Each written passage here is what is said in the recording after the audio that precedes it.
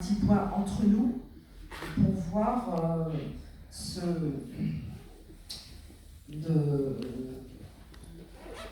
pouvoir se remobiliser sur d'autres initiatives en avril, puisqu'on a d'autres rendez-vous qui nous attendent.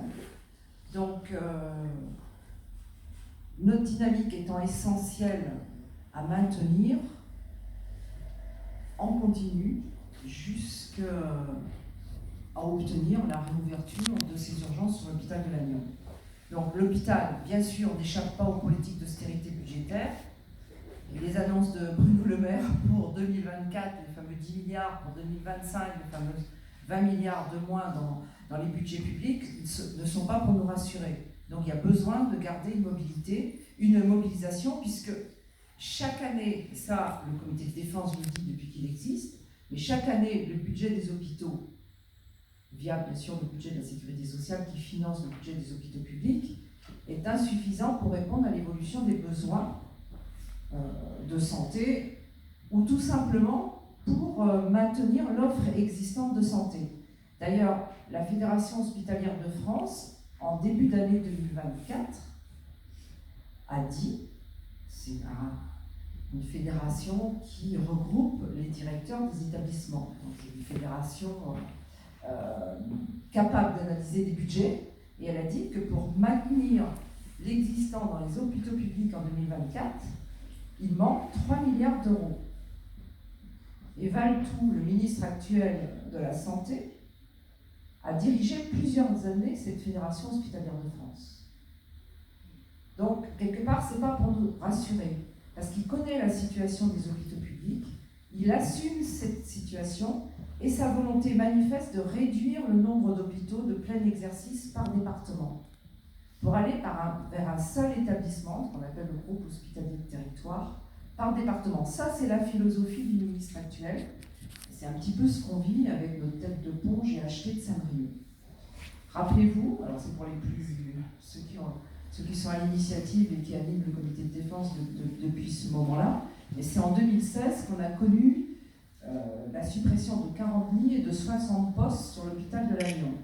Avec une traduction concrète, toujours aujourd'hui, 8 ans après, c'est que les patients aux urgences, voilà, il y a une difficulté de prise en charge, mais il y a aussi, ils sont confrontés à une difficulté d'insuffisance de ce qu'on appelle le lit d'aval, c'est-à-dire, ils arrivent aux urgences, ils sont diagnostiqués, mais ils attendent sur un brancard parce qu'il n'y a pas de lit dans les services d'hospitalisation, en tout cas pas assez. Et donc, on retrouve des malades dans des conditions indignes et des personnels qui sont face à des dégradations de la prise en charge, à des dégradations de leurs conditions de travail. Et ça fait l'effet boule de neige, ça accélère les départs des médecins urgentistes et ça accélère aussi les difficultés de recruter du personnel soignant au sens large, parce qu'il y a une perte de sens dans leur engagement professionnel. Là-dessus, en avril 2023, on l'avait rappelé, la loi RIST a limité le recours à l'intérim médical en diminuant la tarification d'une nuit de vacation, d'intérim, ce qui pouvait être juste parce qu'il y avait une inflation du coût du budget de l'intérim dans tous les hôpitaux publics. Sauf qu'on a diminué les possibilités de rémunérer les intérimaires, mais on n'a proposé aucune alternative. Et ça a provoqué ce que ça a provoqué, c'est-à-dire que les urgentistes, ils sont allés là où c'était ceux qui pratiquaient l'intérim. Une partie a été recrutée en direct, mais une partie est partie travailler ailleurs, là où c'était mieux rémunéré. Donc cette loi a aggravé la situation des urgences et a aggravé la situation des urgences pour Lannion et la situation de beaucoup de services des hôpitaux publics. On parle des urgences, mais ce n'est pas que les urgences qui ont été touchées.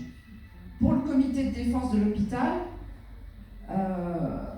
et pour vous tous qui êtes là ce soir, vous toutes et tous, c'est pas inutile de rappeler tout ce qu'on a fait depuis début 2023.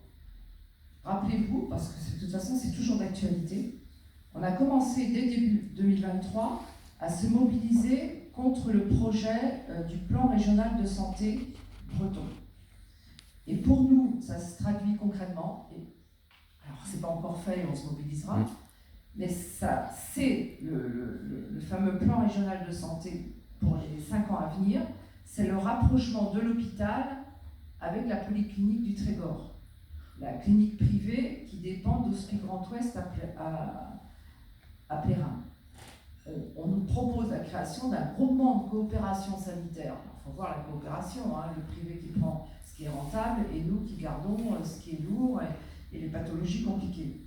Un groupement de coopération sanitaire que de chirurgie serait créé à Lannion. Pascal pourra peut-être nous en dire plus si on a des nouvelles d'où il en est, ce projet. Donc ce serait un projet qui coûterait 30 millions, a priori financé en grande partie par les deniers publics, et qui ferait rentrer le privé dans l'hôpital de Lannion, puisque la polyclinique du Trégor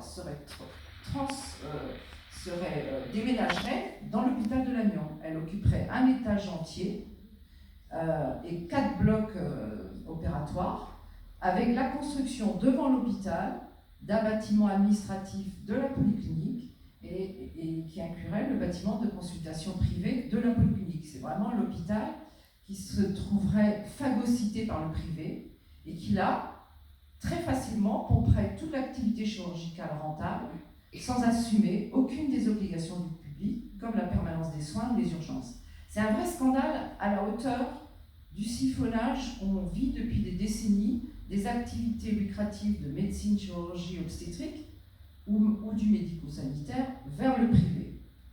Donc, suite à cette annonce et à la connaissance du projet, si vous vous souvenez, le comité de défense, on a rencontré les élus, on a proposé aux conseils municipaux qui l'ont adopté dans une large majorité de communes de LTC, on a proposé une motion qui a été adoptée où on posait des vraies questions, financées par qui, pourquoi, quelle permanence des soins. Et on a fait des rassemblements qui ont eu lieu devant l'hôpital, qui ont eu lieu devant le conseil communautaire, qui ont même eu lieu devant le conseil de surveillance, si je peux me souvenir, c'était en juin 2023. Il faut quand même apprécier les effets de notre mobilisation contre ce plan régional de santé. Bien entendu, l'Agence régionale de santé, qui en était le créateur, a validé son projet en octobre, mais la conférence régionale de santé et d'autonomie, la CRSA, où d'ailleurs on a un siège de représentants au nom du comité de défense, la CRSA qui est composée d'élus, d'associations, d'élus départementaux, locaux, de représentants syndicaux, donc une représentation diverse, c'est censé être la démocratie sanitaire. Elle a rejeté ce plan régional de santé au niveau de toute la Bretagne. Elle l'a rejeté, elle a émis un avis général négatif, estimant que ce projet diminuerait encore l'offre de soins pour les Bretons et ne donnerait surtout pas aux établissements les moyens nécessaires pour répondre aux besoins de la population des 4 départements. C'est pas à négliger, sauf que la démocratie sanitaire fait que la CRSA, représentative des citoyens, des organisations de salariés et des associations, ne fait qu'émettre un avis. C'est là où s'arrête la démocratie. Et même si l'avis est négatif, le PRS est considéré comme validé, comme acté. Depuis, d'ailleurs, le président de la CRSA a renouvelé son inquiétude face à ce PRS, et inquiétude qui est complètement justifiée. Et depuis cette validation, le projet à Lannion, en tout cas, est toujours à l'ordre du jour de fusionner polyclinique et hôpital. Et depuis, à Lannion, comme partout en Bretagne, la situation s'est dégradée. Alors, qu'est-ce qui s'est passé après cette bataille contre le plan régional de santé qui se poursuivra? Même si on l'a mis un petit peu en sourdine, puisqu'il y a eu, depuis l'été 2023, vous souvenez-vous, l'annonce de fermeture des urgences. 1 jour, 2 jours, 3 jours. On l'a dit, c'est juillet-août, c'est compliqué. Et ça s'est accéléré en septembre, en octobre, en novembre, en décembre, pour nous annoncer, courant décembre, la fermeture en continu pendant 4 mois, de mars à juin.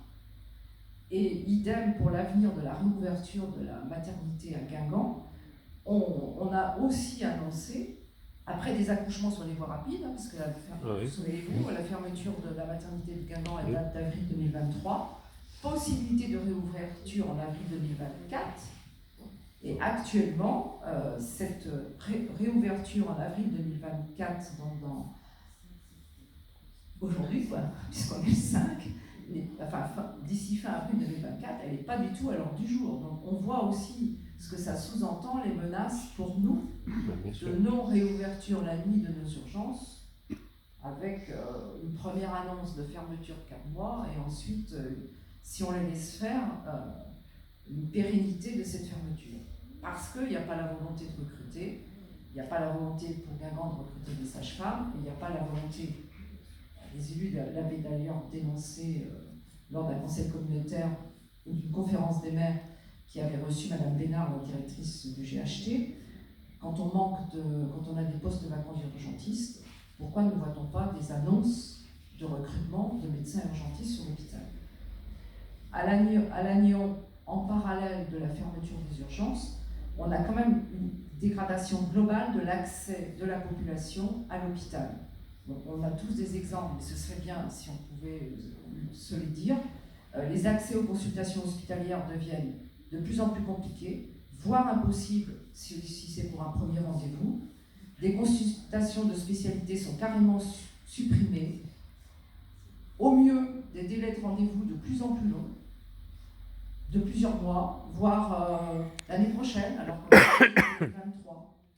Des rendez-vous en imagerie, en mammographie, qui sont impossibles, hein. Mais pas que pour les mammographies, des rendez-vous d'imagerie impossibles. Ce matin, on était au marché, on a encore vu des témoignages de patients qui se retrouvent dans l'impossibilité de rendez-vous. Bref, une réalité vécue au quotidien par les malades et la population avec beaucoup d'angoisse. Avec beaucoup d'angoisse et d'impossibilité d'avoir accès aux soins. Donc, ce qui s'est passé par rapport à l'annonce de la fermeture des urgences. Dès qu'on a su, officiellement, je crois que c'était le 8 décembre, on s'est retrouvés devant le conseil municipal de Lannion, donc en décembre 2023, et à ce moment-là, on a tout de suite annoncé qu'on se mobiliserait le 13 janvier. Donc on a appelé à la mobilisation. Les journalistes étaient présents au conseil municipal, ça a tout de suite été relayé. On n'a pas eu besoin de beaucoup argumenter, les usagers avaient compris l'impact direct sur les malades de cette fermeture. La mobilisation exceptionnelle, plus de 3000 Trégorois le 13 janvier, des dizaines d'élus ont prouvé la dynamique de cette mobilisation. Après cette réussite de janvier, on a interpellé la directrice du GH un soir du 31 janvier quand elle venait faire la cérémonie des vœux à l'hôpital de Lannion. Là aussi, on était plusieurs centaines, on était en dynamique, on l'a interpellée. Une nouvelle manifestation le 17 février dans Lannion, où on avait encore des prises de parole d'élus, notamment le maire de Lannion. Un rassemblement le 1er mars à nouveau devant l'hôpital, le premier jour des fermetures la nuit. Donc on peut concrètement dire que c'est un feu roulant d'initiatives qui prouve à la fois l'ancrage du mécontentement et qu'il faut qu'on prolonge, qu'on ne laisse pas aussi la désillusion s'installer face à cette situation de fermeture des urgences. Notre pétition contre la fermeture et l'exigence de tout mettre en œuvre pour rouvrir, on est à largement plus de 4000 signatures. Il est temps que le préfet réponde, il n'a toujours pas répondu. On a une nouvelle sous-préfète après plus de 2 mois de vacances du poste, c'est Caroline Dubu.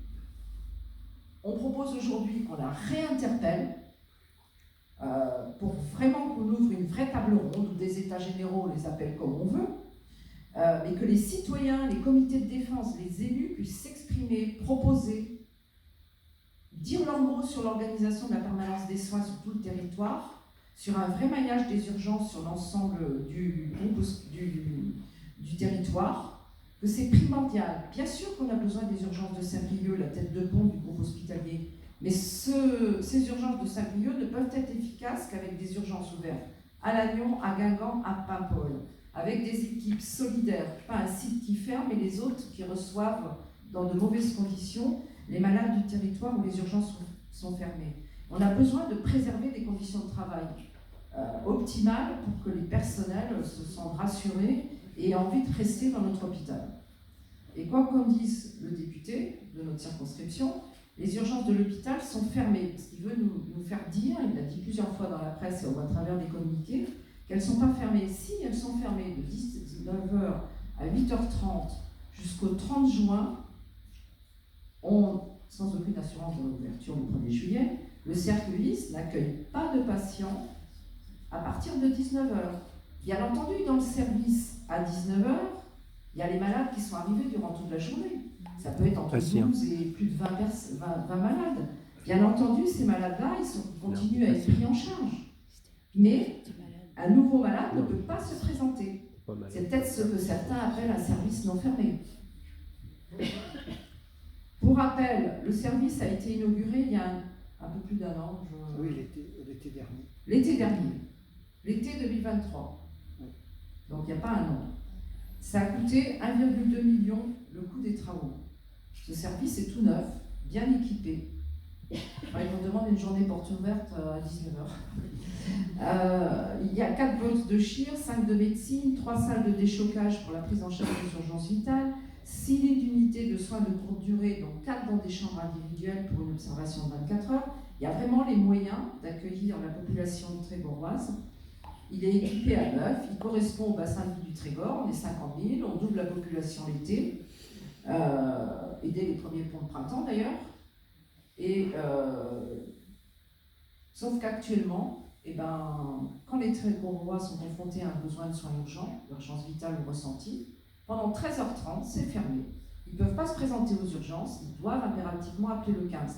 Quand ils appellent le 15, après un long parcours, d'abord c'est le régulateur, après c'est le médecin. À chaque fois, on vous demande quand vous êtes né, qu'est-ce que vous ressentez. Ça dure déjà au moins 20 à 30 minutes, si tout va bien.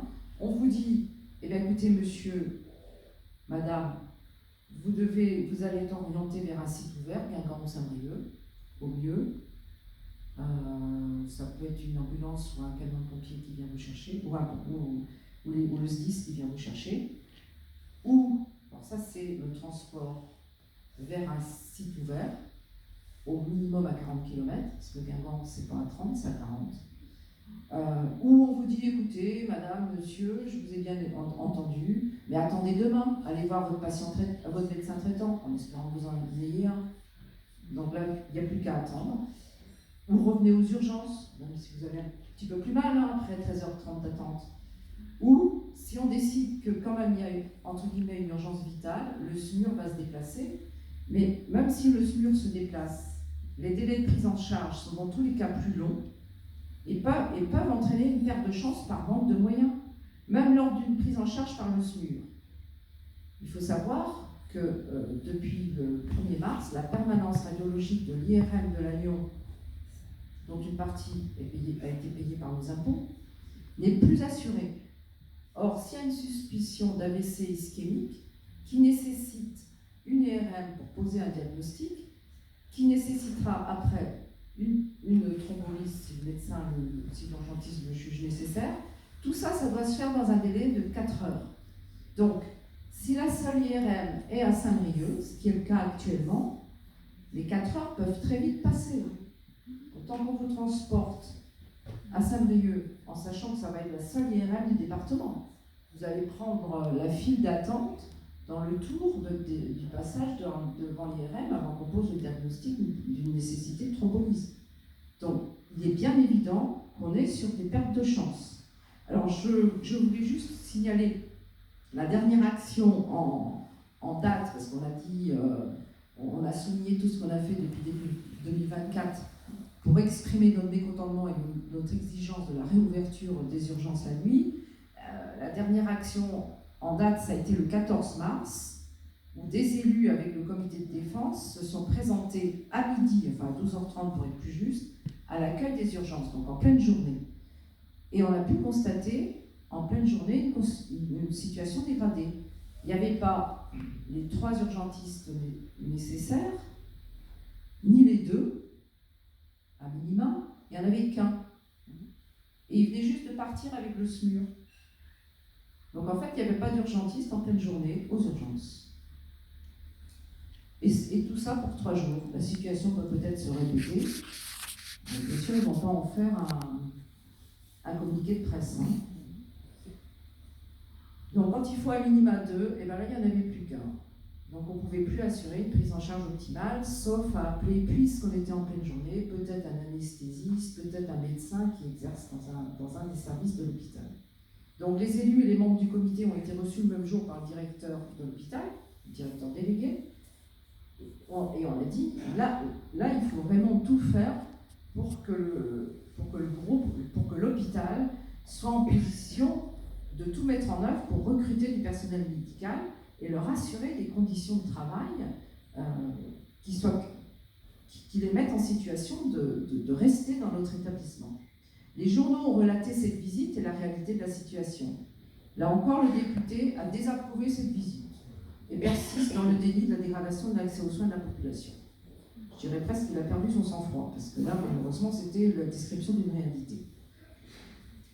On l'a d'ailleurs pas entendu depuis l'annonce ce week-end d'un syndicat de Saint-Brieuc qui a mis au grand jour les pannes successives du seul hélico du département. Parce qu'il faut savoir que cet hélico de la baie de Dinard, jusqu'au fin fond des Côtes d'Armor près de chez nous, là, il est censé répondre à toutes les demandes, parce que quand on nous dit ne vous inquiétez pas, les urgences sont fermées, mais il y a un hélico, c'est le seul hélico du département. Donc il faut quand même qu'il soit bien efficace. Et bien pas de bol, l'hélico qu'on avait donné à Saint-Brieuc en remplacement de l'hélico qui était en maintenance, il est tombé en panne. Et il n'y avait pas d'autre hélicoptère. Donc pendant 17 jours sur 31, en mars, il n'y a pas eu d'hélicoptère. Et ils ne volent pas la nuit en plus. Et en plus, j'ai lu l'article aujourd'hui dans la presse, mais ça on se redira. Cet hélico dont on parle tant et dont on nous a rabattu les oreilles comme quoi, il faut toujours vérifier. Il ne vole pas la nuit, sauf l'été. Exceptionnellement, et encore même l'été, exceptionnellement. Et encore, il ne faut pas qu'il y ait de vent. Donc, entre la nuit et l'hiver, c'est de 17h à 8h. Bon. Donc, il faut qu'on arrête de nous parler d'hélicoptères. Même nous, c'est vrai qu'on ne devrait même pas... Donc, le comité de défense, aujourd'hui, a décidé de provoquer cette réunion pour préparer, pour d'abord qu'on échange, qu'on prenne un temps d'échange, et puis pour qu'on prépare les nouvelles initiatives. Parce que comme le rappelait le maire de Lannion quand il a pris la parole le 17 février, le plus inquiétant est la non-assurance de la réouverture au 1er juillet. Ben oui. Le plus inquiétant, c'est la situation là chaque jour. Et c'est que de toute façon, elle peut ne jamais avoir de terme, elle peut se prolonger en sachant que cette fermeture dévitalise l'ensemble de l'activité de l'hôpital. Il y a des services comme la chirurgie, mais même la médecine. 30 à 50% des passages et de l'activité dépendent des urgences, dépendent d'un passage aux urgences et après d'une hospitalisation. Et quoi que dise l'hôpital ou Madame Bénard, la directrice du GH, tous les patients qui partent à Guingamp ou à Saint-Brieuc ne reviennent pas systématiquement pour leur hospitalisation à Lannion. Donc, pour nous, plus que jamais, l'heure est à la poursuite de la mobilisation. On a connu de magnifiques... comment ? Oui, on a connu une magnifique mobilisation. Et donc, pour nous, l'initiative départementale du 14 avril à Guingamp, dimanche 14 avril, c'est une belle opportunité pour à nouveau se mobiliser. C'est une initiative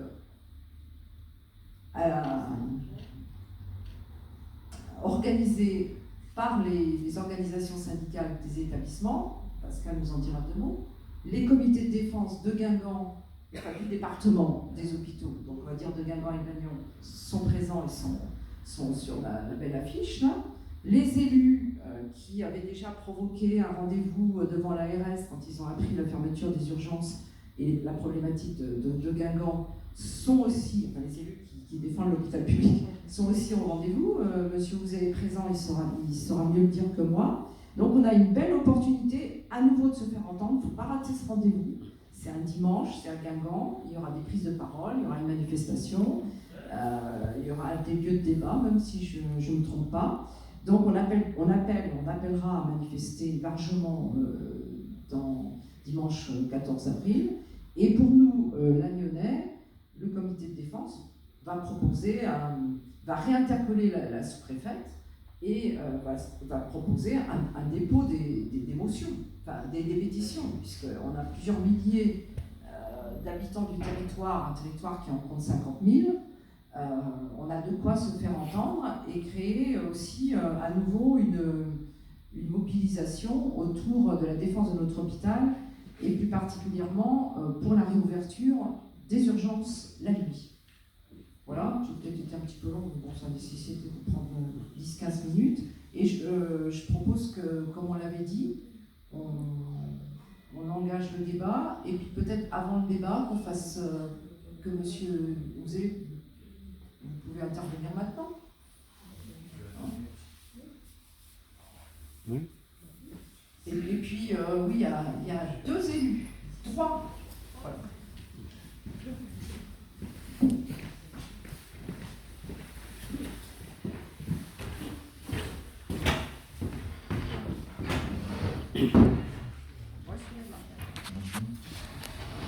Merci.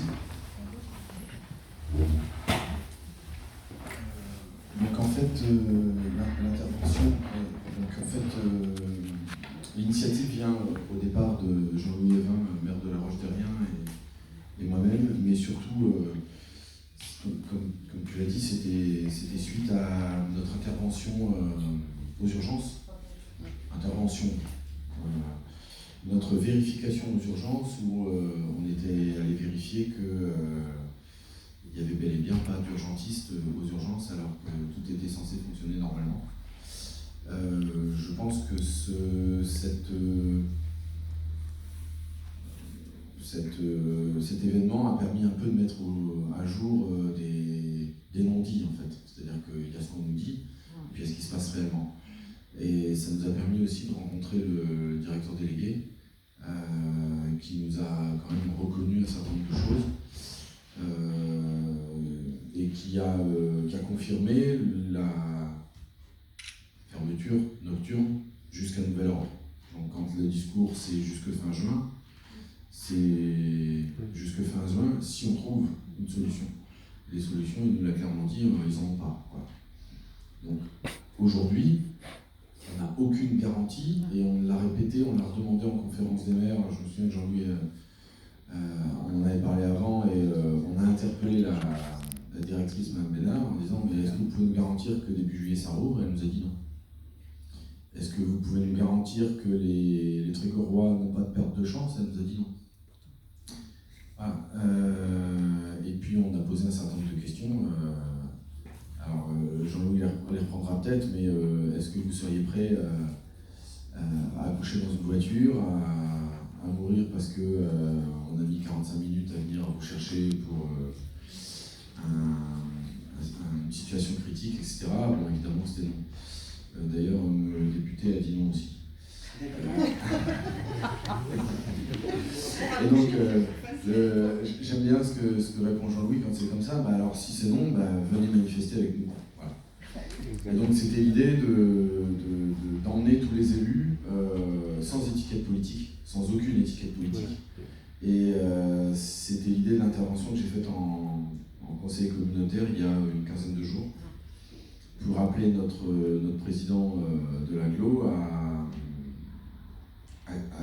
proposer une motion à l'Assemblée des élus, puisqu'on représente les 57 maires des communes on représente les 57 communes du territoire, donc un peu plus de 100 000 personnes, ça, et 150 000 l'été. Donc il faudrait dire aux touristes d'ailleurs qui viennent qu'il n'y aura pas d'urgence. On parle d'attractivité du territoire, mais on leur dit qu'il n'y a plus d'hôpital. Et la question qu'on a posée aux autres élus, c'était, puisqu'on est tous d'accord, puisque le président de l'agglo m'a redit le courrier qu'il avait envoyé lors de la première manifestation où ils étaient venus, qu'on était d'accord. Donc moi j'ai demandé à ce que, à ce moment-là, on passe une motion et on l'aurait posée à l'unanimité. Et il n'a pas voulu ouvrir le sujet, mais en tout cas on était d'accord. C'était déjà un bon point. Voilà. Nous, notre tribune, qu'on a coécrit avec Jean-Louis Évin et aussi avec des élus de Saint-Brieuc, de l'Est du département, elle est sur une problématique qui est plus globale que l'hôpital de Lannion, puisqu'en fait, on a vraiment la volonté de tirer la sonnette d'alarme par rapport au département. C'est-à-dire que certes, il y a un problème à Lannion, on n'est pas là pour le nier, mais il y a aussi un problème à Guingamp, il y a aussi un problème à Paimpol, il y a aussi un problème à Dinan avec Saint-Malo, il y a des problèmes à Saint-Brieuc, et puis on a tous des problèmes de médecins de ville, on a tous des problèmes de médecins spécialistes, il y a des problèmes avec l'aide à domicile, il y a des problèmes avec les EHPAD, enfin, Jean-Louis connaît le sujet, etc., etc. Et donc il y a un moment donné, on en a ras-le-bol, quoi. Voilà. Et donc là, on a emmené les élus sur cette thématique-là. Je sais que les représentants des EPCI ont rencontré l'ARS qui leur a donné des chiffres qui attestaient le fait qu'on est vraiment les parents pauvres de la Bretagne. Voilà, les Côtes d'Armor sont vraiment malmenées en tant que dotation, en tant que poste de médecin, en tant que système de santé, etc., ratio, etc. Alors il l'explique, on n'a pas de CHU et puis il fait moins bon vivre que dans le Morbihan, donc évidemment les Côtes d'Armor sont... Ouais. Donc on a plus le droit de mourir dans les Côtes d'Armor parce qu'on est moins attractif. Voilà, donc en fait, on est convaincus tous les deux qu'il y aura des élus le 14 avril, puisqu'on fait partie du mouvement du départ. On a un peu cafouillé dans la date parce que on n'est pas des grands pratiquants, donc on avait oublié que c'était Pâques le week-end dernier, et qu'il y avait des week-ends de fériés, etc., parce que les élus n'ont plus de dimanche, donc nous on a un peu oublié les grands week-ends. Les syndicats ont trouvé la bonne date, le bon créneau, le bon lieu, donc tout ça, et l'idée c'est qu'on se rallie à leur cause, et que la cause elle est territoriale, départementale. Alors Guingamp ça a du sens, parce que la maternité de Guingamp, ils sont pareils, c'est fermé jusqu'à nouvel ordre. Voilà. Et puis il y a un combat à Guingamp qui est aussi mené très haut au niveau du ministère, avec un seul mot qui essaie de négocier justement un certain nombre de choses, et qui lui a fait son coup de com' sur les cubains. Mais l'idée c'est pas qu'on ait nos idées, on est d'accord ou pas avec les cubains, c'est pas le sujet. Le sujet c'est de faire parler de nous en haut en fait, de faire parler du département des Côtes d'Armor jusqu'au ministère, et que M. Valtou, en fait, il ait un caillou dans la chaussure qui s'appelle les Côtes d'Armor. Voilà. Et qu'il ne puisse pas à un moment dire je regarde ailleurs, chez nous il ne se passe rien. Donc en effet, c'est dimanche en 8, là, il faut qu'on soit nombreux, quoi. Il faut qu'on soit tous nombreux, et j'ai l'impression que ça prend, les gens m'en parlent, je pense que les gens t'en parlent aussi. Chez les élus, c'est un peu plus compliqué. Donc c'est pour ça que c'est important que tu dises qu'il y a des élus dans la salle, il y avait des élus aux urgences, mais par contre il y avait tous les élus la dernière manif à Lannion.